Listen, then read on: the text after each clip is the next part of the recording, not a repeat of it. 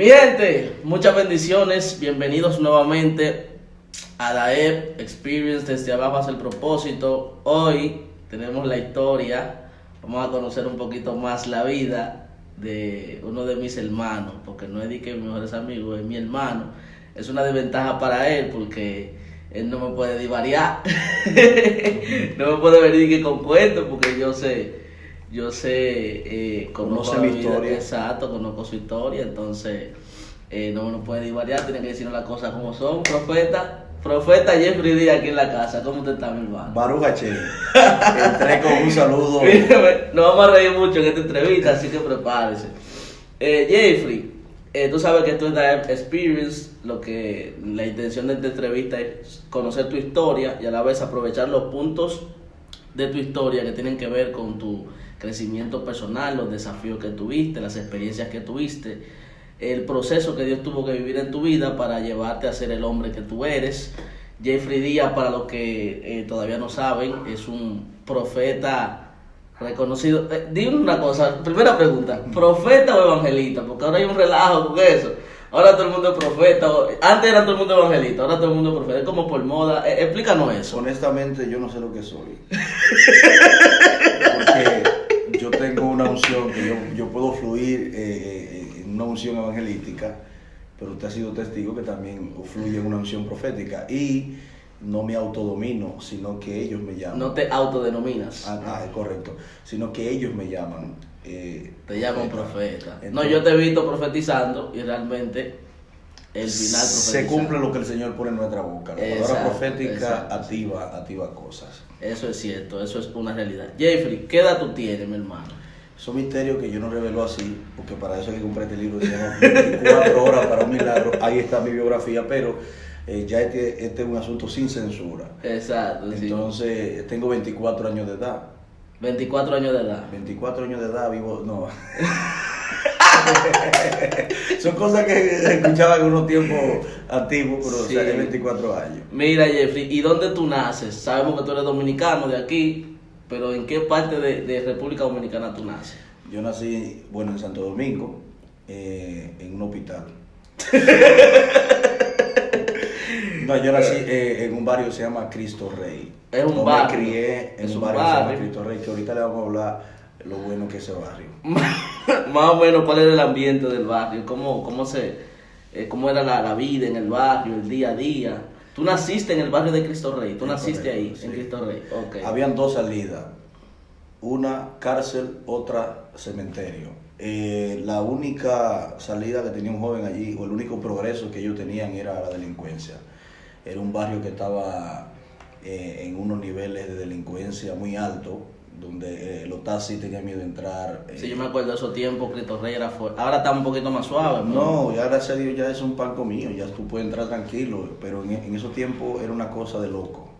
Entonces, desde allí el Señor pudo sacar de nosotros algo de lo que hoy somos. La Biblia dice, de Nazaret puede salir algo bueno, ven y ven. Entonces, dinos una cosa, ¿cómo en medio de ese ambiente, o cuéntanos, mejor dicho, en algún momento tú en medio de ese ambiente te viste involucrado en ese ambiente, en serio, o sea, metido? Dígase, por ejemplo, si hay un barrio que se consume mucha droga, ¿tú llegaste a consumir droga? Gracias a Dios no. Ok. Hubo hubieron posibilidad de hacerlo, pero yo siempre tenía un pensamiento y era que yo no iba a ser esclavo de eso. Nunca, como que yo miraba el ejemplo de los demás. El destino de cada persona que consume heroína, droga, que consume ese asunto. Entonces yo tenía bien claro lo que quería hacer, aunque yo no era cristiano. Sí. Yo tenía una mentalidad de liderar, de estar adelante, pero de otra manera. Claro. Aunque pensando en venderla, sin consumirla. Y en tema de tu carácter, más o menos cómo tú te manejabas en ese tiempo. En mi caso personal, yo de niño peleaba todos los días. ¿Entiendes? No, muchachos, la primera partida está aquí. Aquí en la frente está la primera partida. El mormón me llamaban. El mormón te decían Porque mi mamá y mi papá se casaron por la iglesia de los mormones y los mormones iban a visitar a la casa. Sí. Y mi mamá te ha dicho, o mi papá te ha dicho, Sí. que yo le decía la palabra, mormón. Sí, Vaya, traigan dinero aquí no vengan a traer palabras, le decía yo. Por eso a mí se me puso los mormones. Los mormones, El- tú mi eras hermano. los hijos de los mormones. Ajá, mi Claro. hermano. Y los mormones. Entonces había que pelear para ganarse el respeto ahí en ese barrio. Claro, Entonces claro. Jeffrey peleaba todos los días. ¿Y por qué? ¿Cuántos hermanos tú tienes? Uf. Mi papá era un espíritu serio, de esos viejos serios que no fuman, no roban, pero son mujeriegos. Entonces, el único pecado de mi papá era que era Perdónelo, mujeriego. don Bernardo, que está aquí de bocado. Sí, porque hay que tirarlo para adelante. El viejo tuvo con 6 mujeres 9 hijos conmigo. 6 mujeres y 9. Tú eres el más joven de todito. Yo estoy ahí entre batalla y guerra. Yo el más pequeño y más grande. O sea, yo nunca me he sentado a calcular. Entre O sea, batalla y que guerra. Jeffrey tiene en total 11 hermanos. Y tú nunca te viste involucrado en temas de pandilla, banda. Se estaba ahí trabajando porque en Cristo Rey en ese tiempo había guerra o pleito con barrios. Sí. La calle primera no podía bajar para el 70, el 70 para Pablo VI. Entonces yo era Ok. del 70 y siempre había guerra y su botellazo, su pedrada. Sí. Uno siempre estaba tirando su botellazo, tan. Tú llegaste a agredir personas con botellas, ese tipo de cosas. Yo llegué a pegar silla. ¡Pam! Sí, como en el PRD, con el PRD. Sí, yo llegué a tirar silla. Y en tema tú nunca te viste involucrado en temas de delincuencia, de robar, de atracar, de vivir esa vida. Uno, tú sabes que cualquier cosita que uno cogía es robo. Pero Claro. como Dios no me permitió desarrollarme mucho en ese mundo, me llamó muy temprano. Yo era un adolescente, pero yo no entiendo cómo yo puedo explicar todo lo que yo hice con tan poca edad, porque la realidad es que yo hice cosas que yo ni sé cómo fue que la hice. Más o menos, ¿qué edad tú tenías en la edad que tú dices, que tú recuerdas la edad que tú dices, yo tenía tantos años, yo hice muchas cosas como esta? Más o menos, como qué edad? 11 años. 11 años de Mira, a edad. los 11 años yo vivía solo ya. ¿Tú vivías solo a los 11 años? En Guaricano yo atendía un colmado. O sea, tú Una vivías en tienda Cristo Rey. para la gente de allá de Sudamérica. una Vivías tienda. en Cristo Rey y te mudaste para Guaricano. Mi papá vive en Guaricano, nos mudamos Ya. un tiempo para Guaricano. Entonces ahí yo tenía un colmado solo, entonces en ese colmado había bebida, todo. Y yo alquilaba una piececita por algunos problemas que hubieron familiares y yo vivía solo en esa piececita. No le podemos contar, basta con resumir que le besé Sí. hasta la sombra. Eso fue una cosa que para yo tratar de que la gente pueda entender que ahí en esa etapa donde yo viví solo, hubieron muchísimas cosas que se hicieron que yo ni sé ni cómo la hice. ¿Y cómo tú, con 11 años, pudiste sobreexistir solo? O sea, más o menos, ¿ese fue tu primer trabajo? ¿El trabajo ahí en el colmado? Yo creo que sí. No, yo vendía caramelo. O sea, antes de tú- Yo vendía caramelito, vendía Ok. helado, limpiaba zapatos, botas. Me iba por el malecón a limpiar zapatos. Y también atendía el colmado porque aprendí y me di bueno. Entonces el dueño del colmado me lo dejaba. Tipo, Ok. consiguió dinero y me lo dejaba. Yo vivía de eso, yo pagaba. Y más o menos, como ¿cuánto eran tus ingresos en ese tiempo? Tu primer empleo, 11 años, 3,000 pesos mensual. mensual 3,000 pesos, que en equivalente a dólares esos son... No, en ese tiempo el dólar estaba como a 38 por ahí. 36. Ok, pero más o menos para que la gente entienda. Eran unos, ponle ahí $70 para que $70 para que tire ¿verdad? para adelante. $70 mensual, ese era tu ingreso trabajando en el colmado a los 11 años. Sí. ¿Y tú nunca tuviste alguna experiencia? Porque en ese tiempo Cristo Rey, tanto como Guaricano también, se daba mucho lo que era el sicariato. Y la mayoría de los sicarios eran niños, jóvenes. Muchos de los atracos que todavía se ven mucho. ¿Tú nunca tuviste experiencia con arma de fuego? Sí, Sí, se agarraban los hierros. sí. Va, agarre ahí, güey. ¿A qué edad fue la primera vez que tú le pusiste la mano a un arma de fuego? 10 años por ahí. A los 10 años. Sí. Fue una vida dura, yo sabía más o menos, pero no sabía que había sido tan No, joven. sí, se agarró los hierros, se agarraba. Porque en ese barrio sobreabundaba las armas de fuego, uno la veía mucho. Yo tenía un padrastro también que era militar, policía. Y en esa etapa de tu vida, adolescencia, las hormonas comienzan a moverse, a cambiar, muchas cosas. En el amor, tú tuviste noviecita en el barrio, Yo contigo. nunca me enamoré, yo era cruel. Yo era cruel en ese. No, cuando yo no era cristiano, yo era cruel. Porque se va a entrar por otra etapa ahora, ¿no? Sí. Pero no, yo era cruel ahí porque, no sé, era como un pasatiempo la muchacha. Sí, muchas relaciones informales. en ese Informal y muchachita, que mi mamá decía, amarren su perro, que el perro está suelto. tiempo. A la vecina. Sí, cuando iban a discutir, pues yo iba, ¿se acuerdan de los paris? Sí, Eran claro. paris en casa que se hacían y Claro. los playeros. Entonces yo siempre estaba picando. Y Ok. agarrando. Bien, cambiamos de posición, porque también vamos a cambiar de tema, ¿me entiendes? O sea, lo que hicimos es que para producir cambio hay que moverse. Exactamente, es una enseñanza que le estamos dando. Mm. Entonces, Jeffrey, ¿cómo tú conoces al Señor? ¿Cómo es tu encuentro con el Señor? Porque ¿A qué edad tú te convertiste? Mire, yo viví en Guaricano, como te dije. Yo recuerdo que mi papá, cuando vio que yo estaba muy acelerado en el barrio, que yo estaba muy, como que no tenía un destino muy claro, Sí. él fue a la fiscalía de menores y él me amenazó que me iba a meter preso. Habló de que supuestamente por 3 meses a 6 meses en la fiscalía para que yo me arreglara. ¿Qué edad más o menos tú 12, tenías? 12. A los 12 años tu papá estaba pensando en meterte preso. Él mismo, pues él era serio, te dije. Wow. Porque le estaban llegando comentarios que yo de noche, como vivía solo, salía para discoteca. Yo salía. Con 12 años me metía una hora y me puse duaretico aquí, unos pañuelos, y llegaba así, o sea, yo siempre he tenido la cara de gente buena. Entonces, en ese momento... A ver, te estoy dando un zoom en la cara, mira la cámara. Esa es su cara de gente buena. Entonces, en ese tiempo, mi papá dijo, a ti hay que buscarte una alternativa. Vamos a meterte preso para que te arregle. Yo me asusté. Cerca del barrio hay una iglesia que todavía está ahí, allá en Guaricano. Y yo entré en algún momento jugando el Loco Libertad, muchachos jugaban, y dije que me convertí. ¿Cómo así? ¿Tú estabas jugando Jugando juegos de niño en la calle? Y para que no me toparan. Para que no te toparan, tú te metiste en la iglesia. Baja, entonces el amigo mío se quedó en la puerta, esperando que yo salga porque ahí se repite. Pato. Y yo ahí buscando a Dios, ahí adentro. Salí siendo cristiano, pero salí y me entraba. Okay. Como que no me quedé con una convicción clara. Eso le pasa mucho a muchos jóvenes que posiblemente están viendo esta entrevista, que han tenido esa experiencia, que incluso piensan que ya Dios de alguna forma está enojado con ellos, porque ellos viven entrando a la iglesia, viven saliendo, son inconstantes. Correcto. Muchas veces no entienden que eso es una etapa donde también Dios quiere formar algunas cosas. Entonces yo salía y entraba, de repente ocurre una situación con la pareja de mi papá, mi madrastra, y me tengo que volver a Cristo Rey nuevamente. En Cristo Rey vuelvo, los chamacos, los amigos míos de infancia me están brindando cuestiones que no deben. Oye, vamos a tracar esto, vamos a tracar lo otro. Mi mamá, desesperada, me lleva a una iglesia. Oye, ven para la iglesia, no, tú no te puedes salir. Fui a la iglesia. Y cuando fui a la iglesia, que es la que tú has visto allá en el barrio, sí, hasta el sol de hoy. La que hoy. está al frente del callejón donde yo vivía. Hasta el sol de hoy ha sido una bendición, una convicción clara. Porque voy a dejar claro aquí que mi papá no era cristiano, mi mamá tampoco, nadie. O sea, fue un llamado personal de parte de Dios. No fue una crianza cristiana, yo no nací en un hogar cristiano, fue un asunto de Dios hacia mi persona. O sea, en tu caso, tu papá no fueron pastores. No. Porque estamos hablando con una persona que viaja a diferentes naciones ministrando la palabra del Señor. Dios lo usa, tiene un respaldo divino. Se puede decir que ha crecido tanto personalmente como socialmente con el ministerio. Y tú no tienes una historia familiar que respalde eso, tus padres no son apóstoles, no tienen una iglesia. Uh-huh. En tu caso tú tuviste que hacerlo agarrado de Dios.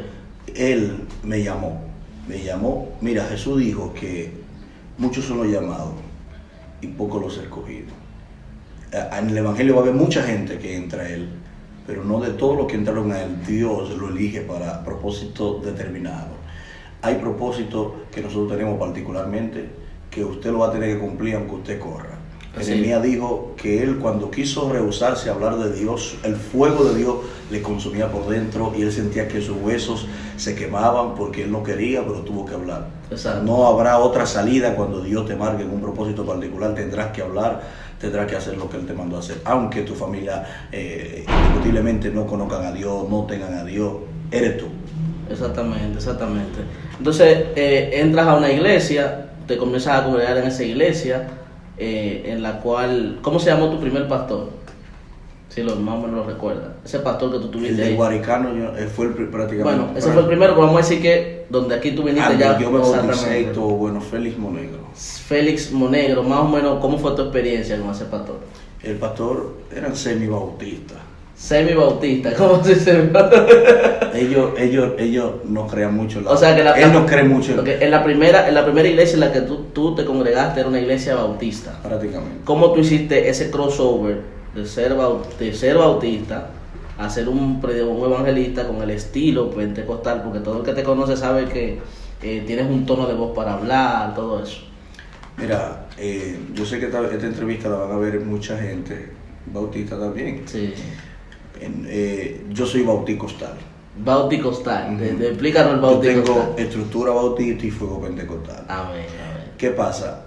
A mí comencé a tener experiencias sobrenaturales. Yo no te voy a hablar de algo que yo leí, yo te voy a hablar de algo que yo viví. O sea, comencé a tener experiencias espirituales, parte del Espíritu Santo.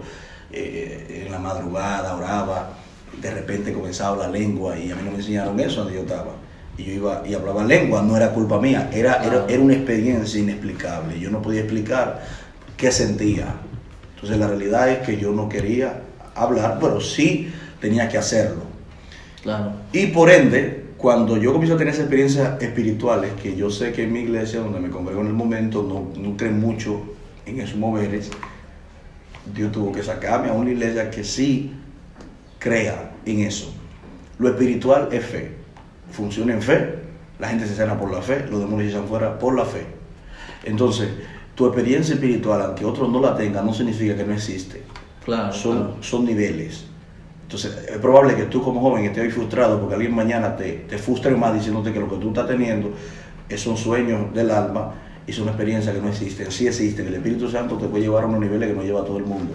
Y esa palabra tuya puede cambiar a alguien con lo que tú tienes. Amén. Así que las experiencias espirituales son cosas que para tú entenderlas tienes que vivirlas. Nadie puede explicártela.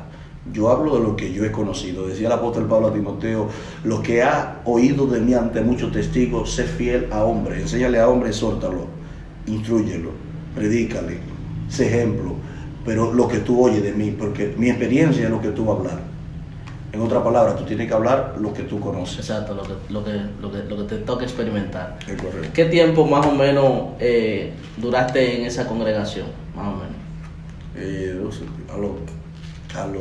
Yo duré en esa congregación un año y algo. Un año y algo. Más o menos qué edad tú tenías en ese entonces? 13 años. 13 años, duraste un año y 12, algo. 13 y algo por ahí. Ok, ¿sabes? eres predicador de la palabra. ¿En qué momento tú entiendes que recibes el llamado para comenzar a predicar?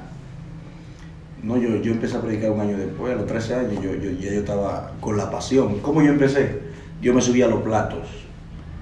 ¿Cómo le llaman por ahí por Sudamérica? Los techos. Los techos. Yo me subía a los techos a predicar con megáfono, con autopalante. Pertenecía a un ministerio que le llamábamos La Voz que Clama en la Madrugada. Nos levantábamos a las 4, a las 5 y predicábamos: Cristo viene. Yo no sabía decir otra cosa que el diablo te va a llevar. El diablo te va a llevar, el infierno te espera, hijo del diablo.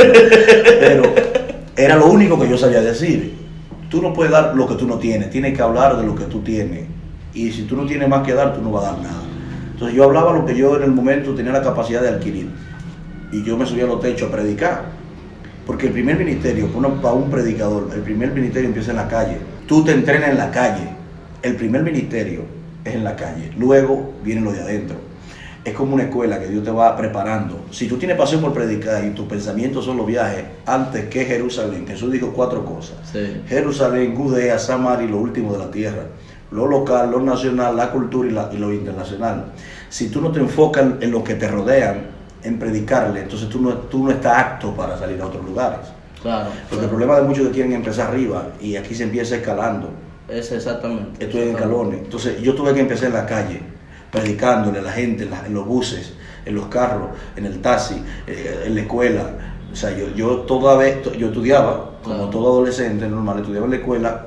Y yo en el momento de recreo, que te dan media hora, yo reuní un grupo de muchachos y le predicaba. Ese era mi hobby. Predicarle todos los días, tenían un punto de encuentro para predicar. Pues yo tenía una pasión por hacerlo. Ok. Dinos algo entonces ahora. Viendo tus mensajes nos damos cuenta que tus mensajes tienen cierto nivel de estructura, tienes un estilo de predicación, ¿verdad que sí? Que el que te escuchas nota o puede darse cuenta que hubo una búsqueda, hubo una delicadeza en el estudio, ¿verdad? Para decir lo que tú estás diciendo, no son palabras vanas, no son palabras al aire. Más o menos tuviste una experiencia de estudio, fuiste a la universidad, estudiaste teología, estudiaste en un instituto bíblico. Yo hice instituto bíblico cuando tenía 14 años. Duré casi 3 años, hasta los 17, 3 años duré. Estudiando teología básica, esa cuestión de teología básica, aprendiendo la cuestión de introducción bíblica, de los pentateucos, de los hipnóticos, de la cuestión de español 1, del libro de los hebreos. toda esa cuestión que te dan para tú manejar la Biblia, que es muy importante, eso básico. Claro. Pero yo creo que aquí en mi país hubo un presidente que se llamó Joaquín Balaguer. El tipo se autoeducaba. Balaguer era autodidacta. Él era un espíritu superior. Se autoeducaba de una manera fuerte. La ignorancia es libre cuando tú conoces una verdad. Conoces mi verdad y mi verdad te hace libre. Mi verdad te libera de ignorancia. Claro. Cuando tú conoces su verdad. Entonces, la lectura, la preparación te capacita para tú hablar no mejor que los demás, sino con coherencia, lo que tú dices, que tu palabra, por lo menos, aunque no sea muy profunda, es lo correcto. Porque la realidad de esto es que tú no puedes inventar una super revelación cuando tú ni siquiera tienes una información de ella. Exacto. Tu información es lo que activa la revelación. No le llaman revelación, para los teólogos que van a ver esta entrevista, iluminación que usted le llama. Entonces llámele como usted quiera. Lo que quiero dejar dicho con eso es que hay una revelación que se activa en una información. Yo siempre fui lector. Primera Biblia que yo compro, se llama Diario Vivir, que se la recomiendo. ¿Esa fue la primera Biblia que tú compraste? Que yo compré. ¿Con qué dinero tú compraste esa Biblia? Voy para allá, voy a buscar ese misterio. Yo compré la primera Biblia reuniendo de a 15 pesos y 20 pesos dominicanos, 25, menos de $1. Son menos de $1. $1 son 50 pesos. 50 centavos, 50 centavos, 30 centavos, para que me entiendan lo de afuera. 30 pesos, 40, 50, hasta que llegué a 1.100 pesos dominicanos, equivalían en ese momento más $20, 22. Más o menos en qué lapso de tiempo tú reuniste ese dinero. Cuando estuvieron juntos, yo no me acuerdo de lo que eso yo tiraba. Sí. Compré mi primera Biblia Diario Vivir, todavía la tengo allí en la biblioteca. Sí, está en la biblioteca. La tenemos aquí en la biblioteca nuestra. Y en esa Biblia yo comenzaba a estudiar y a leer el comentario de abajo, lo de arriba, y todos los días yo leía 3 horas, 2 horas, todos los días. Yo hacía ese, yo mismo estudiaba, siempre me gustaba. Me compraba libros, me compré el primer diccionario que tuve, el de Olman, el ilustrado, todavía lo tengo, lo amo muchísimo. Me costó 1.200 pesos, me lo robaron. Lloré por 3 días como que me robaron un celular, una cadena de oro. Y volví a reunir meses después y compré el mismo diccionario con el sudor de mi frente, no con el vecino del frente, sí, con el sudor de mi frente, comprando, porque yo quería ser mejor, yo quería educarme. Yo no quería... en tu caso la limitación económica no te permitió dejar de lograr lo que tú entendías que tú tenías que lograr. Porque tu trabajo. Pero ¿qué te motivó a tú? Porque en ese ambiente comúnmente el estudio no es prioritario. O sea, tú sabes que incluso dicen que los estudios, el mucho estudiar apaga el fuego, el instituto bíblico no es de Dios. ¿Qué experiencia tú tuviste que te motivó a tú enfocarte? Porque lo que tú hiciste fue un sacrificio. Es correcto. Es que el estudio no te... Tú no tuviste un momento de humillación, de que te dijeron... olvídate de predicar, que tú no das para eso. Oye, cuando yo una vez salí de la escuela y llegué a la iglesia, yo siempre iba a la escuela en la mañana y a la 1 me iba para la iglesia, preparaba la silla, yo iba a la oración de las 3, siempre estaba en la iglesia, llegaba más temprano que todo el mundo. Yo estuve muy enamorado de Dios en ese principio, ese primer amor, como le llaman, que eso no es el primer amor en realidad. Para mí el primer amor siempre tú lo tienes, porque le voy a explicar eso ahora. ¿Qué pasa? Que yo llegué y de repente en una reunión que la pastora dice, Jeffrey, que un hilo como evangelista, un hilo, en lo posible utilizaban esa temática. Esa expresión. Pues. Te ungían con aceite. Es como que te oficializaban para tú hacer eso. Esa misión, que eso me lo hicieron a mí. Claro. Eso es una legalidad de la tierra, está muy bien. Y yo escuché un predicador de los viejos de la iglesia decir que yo no estaba listo, que yo no sabía predicar, y eso me dio duro. Ese menosprecio de él hacia mí me empujó a estudiar, a buscar a Dios, a orar en el altar. Yo duré más de 2 años durmiendo en la iglesia, aquí le llamamos silicio. Sí, dormir en el piso de la iglesia. En la iglesia, y literalmente encontrarme con una divinidad divina. Señor, dame, y leía, y dame revelación. Yo siempre oraba por sabiduría. Me entregué de tal manera, que hoy día ni le cuento. Entonces, en vez de tú deprimirte con esa situación, obviamente dolió, me imagino. Duele. Pero en vez de tú decir, voy a dejar esto, voy a dejar el cristianismo, voy a dejar de ser cristiano, me voy a apartar del ministerio, tú tomaste ese dolor, esa situación difícil, esa humillación como una motivación para así esforzarte más en lo que para ti era tu sueño en aquel momento. Es correcto. Y usted siempre dice que usted toma ese momento para superarse. Exacto. Yo que lo conozco. Pero la realidad es que ese momento dolió, pero a mí me llevó a ser mejor. Dios siempre va a buscar la manera de provocar que alguien menosprecie lo que tú tienes, para que tú mismo creas lo que tú tienes. Amén. El primero que debe confiar en ti eres tú. En simología, yo tomé un taller de simología hace 3 años, 4 años en Jarabacoa, Sí. y decía el que nos enseñaba que primero, en el momento de tu dar auxilio, primero yo, segundo yo, tercero yo, cuarto yo, 1000 veces yo, luego los demás. Claro. En este caso, tú debes de confiar en ti, a pesar de la opinión de los demás, que alguien diga que tú no llegarás, que tú no sirves para nada. No debes hacerle caso a eso, porque la verdad es que tú sí debes creer en ti, porque tú eres grande, y el cielo debe ser tu límite para tú alcanzar lo que Dios quiere. Amén, así es. Entonces eso fue lo que yo hice. Comienzas a predicar, comienzan a llegar invitaciones, comienzan a llegar como el movimiento, ¿verdad? En el ministerio, tú comienzas a estar aquí, allá, por acullá, vas a diferentes partes del país a llevar la palabra, ¿verdad que sí? En ese contexto, en ese ambiente, ¿cómo una persona más o menos qué edad tú tenías? Ya en ese momento. Estamos hablando de 16, 17 años. 15 años. Son 15 años, tú estás en la pubertad. ¿Cuál era la lucha que tú tenías ahí? ¿Cuál era la batalla que tú tenías en esa etapa de tu vida? Yo me enamoré tanto de Dios que la batalla mía era no lograr el propósito. Sí. Sí.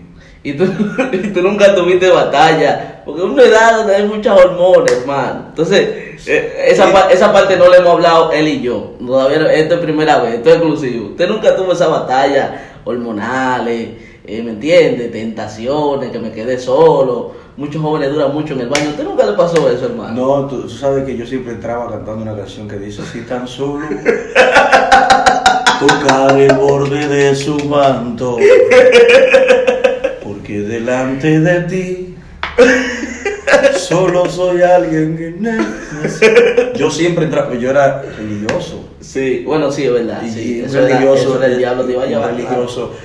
Mira, muchacho, tú caías ahí, tú sentías que te morías. Claro. Yo entraba cantando y abría el agua fría, el pan, y me sentaba yo. Porque esa batalla llega. Ey, nadie puede negar que esa batalla hormonal está en el hombre. Sí, está ahí. Tú tienes que tirarte al piso. Jehová, me va a dejar morir, mira que perezco. Sácame. Jesús tiene que extender la mano y sacarte del mal y decirte: hombre de poca fe, ¿por qué dudas? Así es. La realidad es que eso llega. Tu inspiración en el ministerio, persona que tú viste y tú dijiste, tengo que emular a esta persona, me inspiró. ¿Quiénes? Primero, en mi tiempo, cuando yo estaba muy adolescente en el ministerio, había un evangelista, o hay un evangelista que se llama Randy Island. Randy Island, claro. Ese era mi Dios. Espero que no me malinterpreten. Mi Dios con D minúscula, right? Con D minúscula. Ese tipo. Como quiera va a decir que es idolatría. Ya termine, imagínese. Bendito sea el Padre. En realidad, ese tipo yo lo admiraba, yo miraba su mensaje. Alguien me está persiguiendo. Sí, eso fue en Puerto Plata. Dios llamándole la atención a los hombres. Segundo mensaje. ¿Qué yo, cuánto? Ese tipo era una locura. Sí. Dios bendiga y honro a ese hombre porque fue una inspiración para orar. Luego Jeffrey entra en una transición. Sí. Pan, y conozco un mensaje que se llama Moisés y el corazón. Moisés y el corazón. Del apóstol Rafael Ramírez. Mi respeto, mi cariño, mi amor, una leyenda que amo. Y mi vida cambia. Cónchale, cuando yo conocí a ese hombre, yo vi a Dios. Sí. Sus mensajes yo lo escuchaba, sus palabras. Tremendo hombre de Dios. Y eso fue una inspiración también para buscar la revelación y investigar más para predicar mejor. ¿Tú nunca tuviste novia en esa etapa? ¿Cuántas novias tú has tenido real en el evangelio? ¿Realmente? Sí, novia que tú la llevaste a tu casa, que tú, ¿me entiendes? La presentaste. Ustedes no quieren saber eso. Entonces, fuera esa pregunta porque ellos no quieren saber eso. No. Ellos quieren. Ok, ellos quieren saber su novia, vida amorosa del profeta. Mira, porque los hombres de Dios también tenemos una vida amorosa. Pregúntale a David. No, David no es un buen ejemplo. Pero sí, bueno, sí. El mejor. No, porque que tuvo. Entonces mató una gente. Pero está bien, vamos a decir que sí, porque como quiera. Pero que David, porque me gusta David porque David era rubio, ojo bonito, igual que yo. David tenía una cualidad de que tenemos. Mira, yo tuve una novia en el evangelio. O sea, conocida, uno va conociendo. Sí. No hay que mencionar una novia. No es necesario. No se puede. No. Yo tuve una novia oficial, bien. Que mi respeto para ella, mi cariño. Sí. Y fue una buena muchacha. A la edad como 17 años por ahí empezó el profeta. Y ahí me enamoré. Ahí Te enamoraste de verdad, te enamoraste. Sentí el amor, sentí que visitó. ¿Cómo fue cuando tú la conociste? ¿Cómo fue esa experiencia? El día que la conociste. Me cayó una botella aquí en un dedo. ¿Cómo así, profeta? Sí, yo me corté, un dedo aquí, se me rajó, pero me dieron como 6 puntos. Ok, ver. Se te cortó un dedo porque te cayó una botella en el pie. Pisé una botella que tenía, una locura, el dedo quedó guindando, un misterio fuerte. El dedo casi se te desprende el dedo del pie. Y Dios tuvo misericordia de mí. Wow. Porque le dice que los mancos no entrarán al reino de los Más o menos en esa etapa de tu vida, ¿cómo era tu situación económica? Mala. ¿Qué vehículo tú tenías en esa etapa? El vehículo del 11. El 11, los 2 pies. Okay. Caminando. No caminaba, no había vehículo, no había dinero y me dieron unos puntos. ¿Qué pasa si yo tenía que predicar? Tú tenías que predicar. Okay. En la iglesia donde me congrego. Donde te congregas ahora. Que ahí yo no me congregaba allá. En ese tiempo yo no me congregaba allá. En ese tiempo simplemente yo iba como invitado a predicar y me invitaron. Ok. Llegué yo a la iglesia. ¿Y sabes cómo yo fui a predicar? Con una chancleta y un zapato. Con una... Tú tenías una chancleta en los pies y un zapato. Y un zapato en el otro. Un zapato pie. en el derecho y una chancleta en el izquierdo. Donde tiene los puntos. Y ella estaba ahí, ella te estaba viendo. Sí. y ahí prediqué. Prediqué con el tema ungido por Dios. ¿Tú te acuerdas de ese tema? Porque era mi mejor tema. Ungido por el Eterno. Fluí. Sí. Oré por la tipa, cayó. Oraste por ella y cayó. Digo, esta es la mía. Comencé a tocar mujeres y tocar gente. Digo, no, pero esta es la que está aquí. Seguí tocando. La muchacha era muy... No, yo. La muchacha era muy bonita. Un amigo mío me dijo, Jeffrey, mi amigo de mucho tiempo, me dijo, Jeffrey, esa es la más linda de la iglesia, ella no te va a hacer caso. Era la más linda de la iglesia. Y yo flaco, así feo, pues feo soy ahora, imagínate sí, antes. Sí. Flaco, feliz. Y ella no te va a hacer caso. Entonces yo dije, ella me va a hacer caso, tú vas a ver ahora. Comenzamos en no compartidera, en los asuntos de sanción de compartir. Sí. La muchacha estaba rehusada a que no. Yo su mensajero, princesa de Dios, bendiciones, buenos días. Tienen experiencia, comparten, hablan. ¿En qué momento tú le dices, quiero que tú seas mi siervo? Yo le mando un mensaje, mi princesa, ¿cómo estás? Sí. En ese tiempo no había WhatsApp. No, en ese tiempo, 17 años, yo le mandaba mensajes por la cuestión de los Blackberry, BB Pin, por el BB Pin, ok. Eso era ¡pling! Sí. Ojalá te vuelvan esos tiempos. Yo tenía mi celularcito, ella me decía, amén, varón. Cuando te dicen amén, varón, te está contando. No siga, que tú eres un guerrero que ha caído. Sí. Jeffrey siguió. Mano. Perseveró. Me le declaré. Mi amor. No, porque no se usaba amor, se usaba amor. Vamos a orar, era así. Vamos a orar. Ya eso no se usa, Jeffrey. Los jóvenes ya ahora es Los jóvenes ya ahora es eso. Ya los jóvenes ya ahora es. Y le dije, vamos a orar. Me dijo que no. Man, una guerra, me puse a coger lucha. Sí. Al final el profeta venció. Nos enamoramos. Tuvimos una linda experiencia. Dios no quiso al final, diría yo. ¿Cuál fue la experiencia más fuerte que tú tuviste con ella? Que tú dices, wow, hoy se demostró que esta mujer yo la amo. Una experiencia que tú tuviste fuerte. Bueno, y esa clase de preguntas, ¿cómo así? Son una experiencia que tú tuviste. Eva, como tú me la contaste, yo quiero que tú la digas esa. Hubo una experiencia donde hubo un accidente, una cuestión.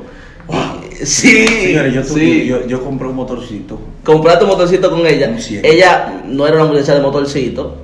No, su ella familia era no eran ricos, pero vivía bien en el barrio. Sí, ¿verdad? Sí, vivía bien, estudió, muy inteligente.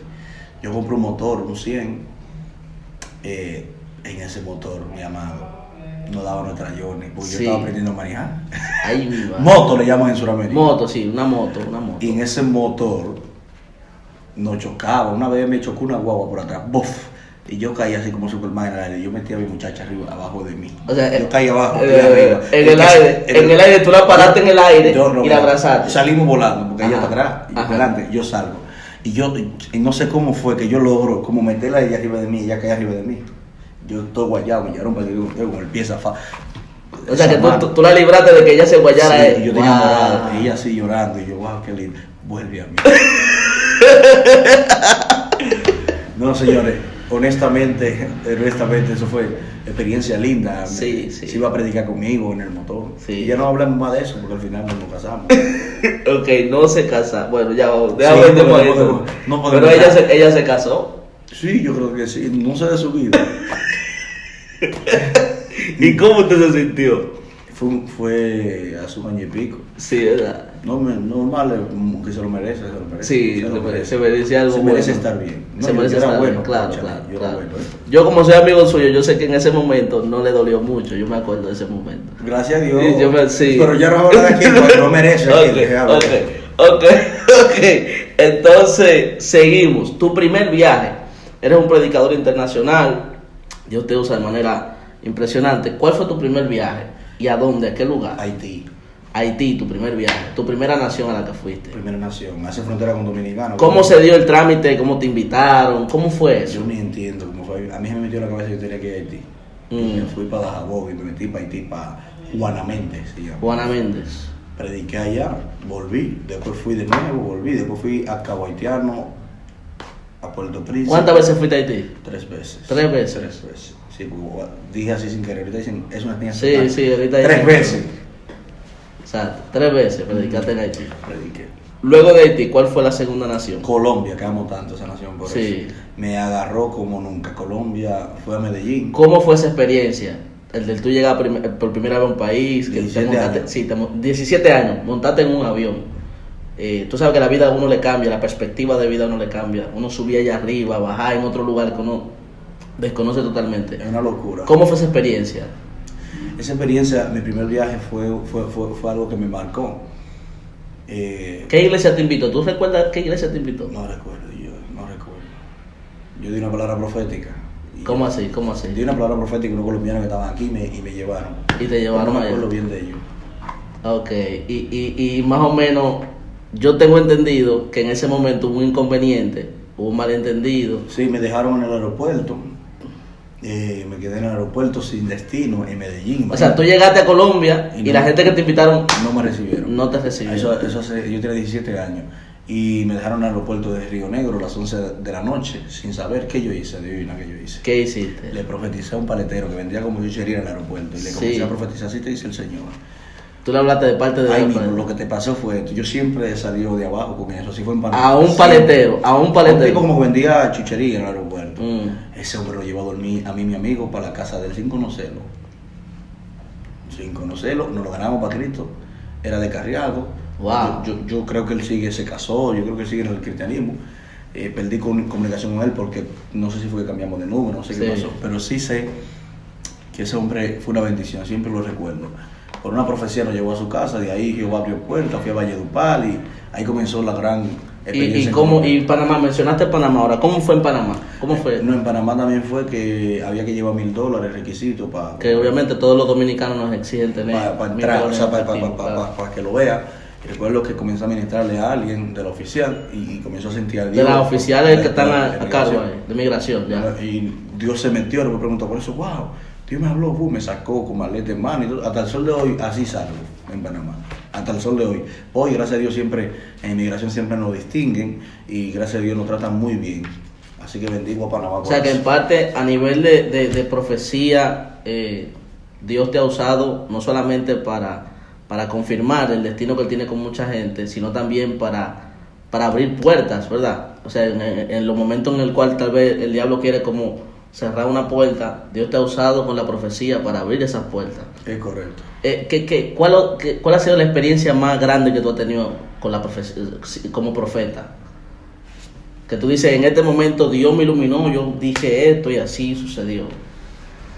Mira, una vez yo llamé a una gente por nombre, apellido. ¿Tú te recuerdas el lugar más o menos? Eso fue en Barahona. En Barahona. En Barahona, en el batey que es 7. ¿Tú sabes Sí, lo batey. Una campaña que le a mano derecha, fulano de tal.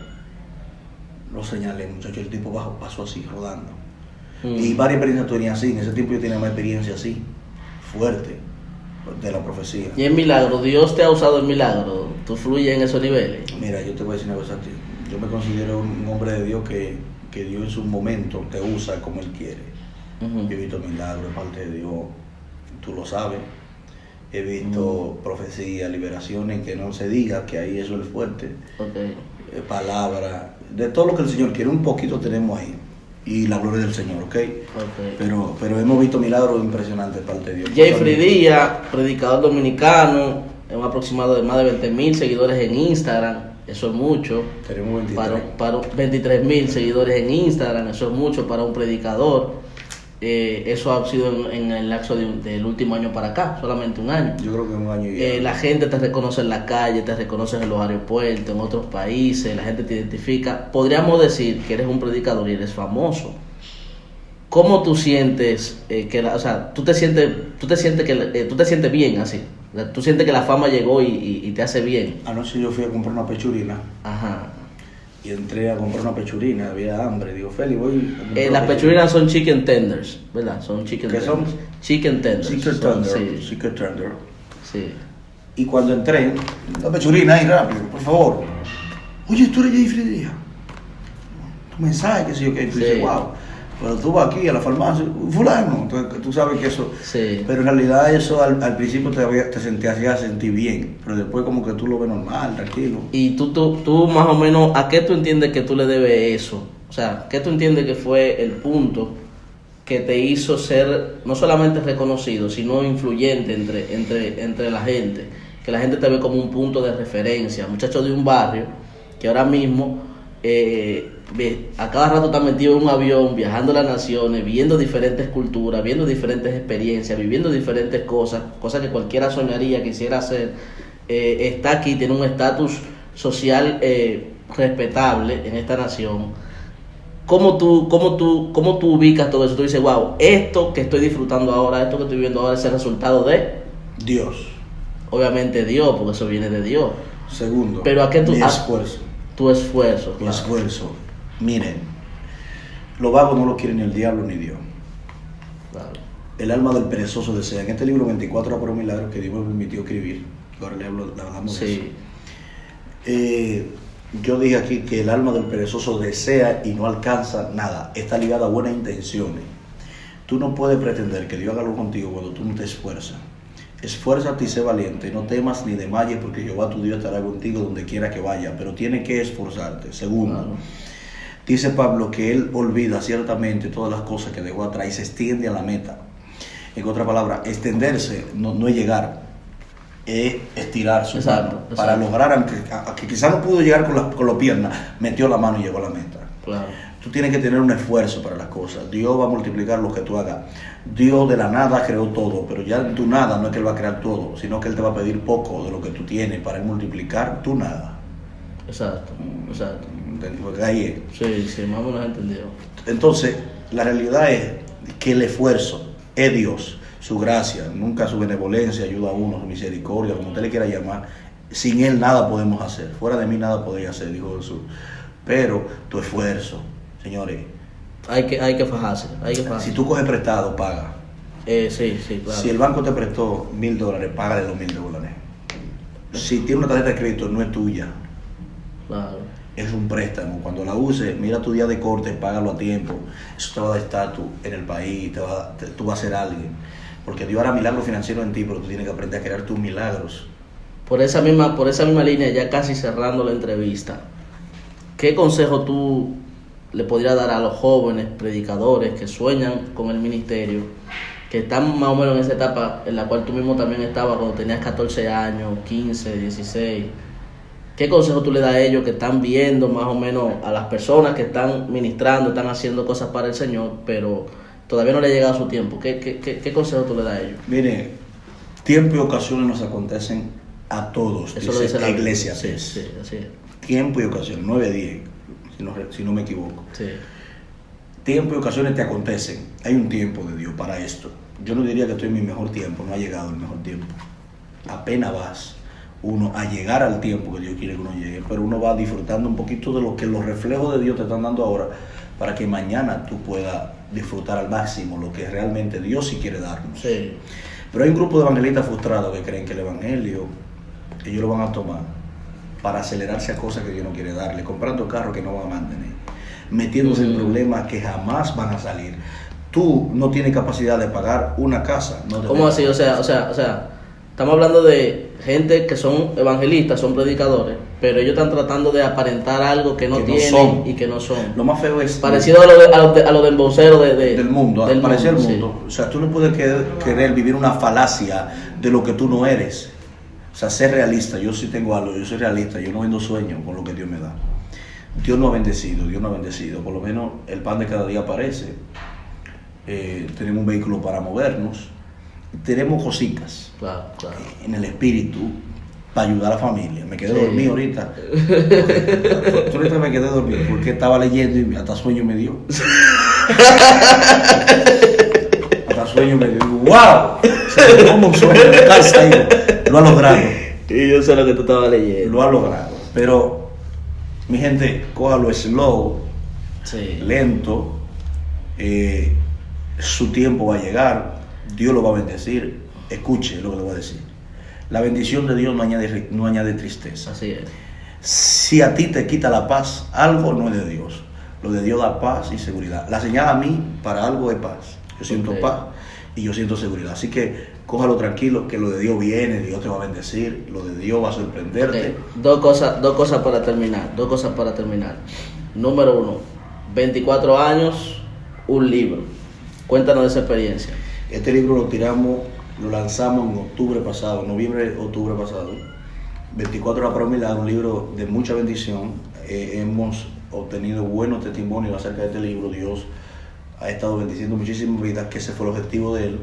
Aquí hay un tema que se llama 4 niveles de intimidad: espectador, encuentro, entendimiento, intimidad. Tenemos ahí por qué la mujer del flujo de sangre tocó a Jesús y por qué Jesús pregunta quién fue, si él sabía. Hay muchísimos temas. Muy interesante. Aquí está el tema de Samaria, cuando Eliseo dijo: en 24 horas viene comida para la ciudad. Mañana se acaba la hambruna, se acaba la crisis. Entonces este libro ¿A qué tipo de personas le sería útil este libro? ¿Predicadores jóvenes? Yo diría que este libro es apto para todo público. Para todo público. Un libro de fe, un libro de revelación.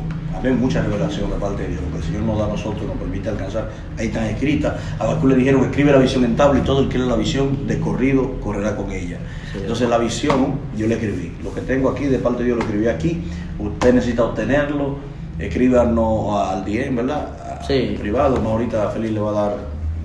@Jeffrey Díaz, las redes del profeta Jeffrey. Otra pregunta, Jeffrey, ya para terminar. Jeffrey Díaz en 10 años. ¿Cómo se ve Jeffrey Díaz en 10 años? En 6 años, vamos a ponerle, a los 30. A los 30, 6 años. Yo me veo casado y con por lo menos con casado ya, por fin, porque tú un hombre soltero todavía. Sí, gracias a Dios. Con 2 gemelas o 2 gemelos. Sí. Casado, gemelas. ¿Y por qué gemela? Porque le pido a Dios eso hace mucho. Quiero terminar rápido ese proceso. ¡Pam! Todo de un fuerzazo. Porque estamos preparados para el lado. Estamos listos para esta guerra. Sí. Son habitaciones ahí. Tírenlo ahí. Sí. ¿Entiendes? 2 gemelas. Y después tira el pelotero. Tiene un grande liga. Un grande liga, sí. Un pelotero. Ese, vamos a decir, se puede decir que ese, dentro de nuestro tiempo en esta tierra, ¿verdad? Dentro de nuestra vanidad, como dice en Eclesiastés. Ese es como tu sueño más anhelado, tener tu descendencia. Yo me imagino que usted también. Yo quiero darle un hijo que sea feliz, No, feliz usted. Señores, esto es The Experience. Esperamos que esta entrevista le sea de provecho, le ayude en su crecimiento en el Señor, su crecimiento espiritual y en las demás cosas que usted tiene por hacer en la vida. Profeta Jeffrey Díaz, sígalo en las redes sociales, @Jeffrey Díaz. Y mi YouTube, mi canal de YouTube aparece ese mismo, Jeffrey Díaz. Suscríbanse al canal de YouTube de Jeffrey, adquieran el libro 24 horas para un milagro, que está buenísimo, le va a bendecir muchísimo, le va a ayudar muchísimo, y sigan pendientes con más entrevistas, más contenido, y esperamos que esto le pueda ayudar en su proceso de crecimiento hacia el propósito grande que Dios tiene con usted. Dios me le bendiga, Baruch Hashem.